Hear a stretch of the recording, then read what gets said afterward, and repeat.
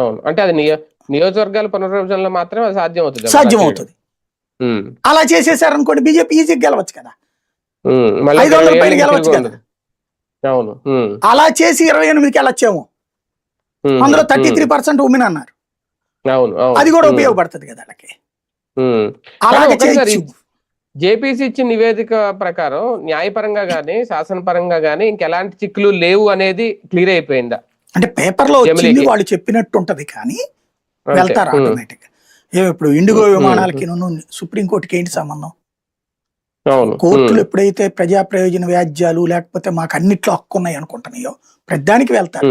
ఇందులో ఖచ్చితంగా వెళ్లే హక్కు కూడా ఉంది కాన్స్టిట్యూషనల్. ఎందుకంటే ఇది రాజ్యాంగ ప్రకారం సవాల్ చేస్తారు. రాజ్యాంగంలో లేని విధానం అంటారు, కానీ వీళ్ళు ఏమంటారు అసలు రాజ్యాంగం పుట్టినప్పుడు ఉందే ఈ విధానం అంటారు.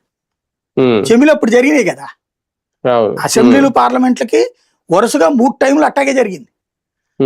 ఆ తర్వాత రాష్ట్రాల్లో పాలనలు రద్దు చేయటం ఆర్టికల్ 356 పెట్టి, అలాంటి సందర్భంలో మధ్యలో ఎన్నికలు జరగడం, అట్లా మార్పు చేర్పులు స్టార్ట్ అయినాయి. లేకపోతే జవహర్లాల్ నెహ్రూ బతికున్నంత వరకు 3 సార్లు కూడా అవే జమిలి ఎన్నికలే.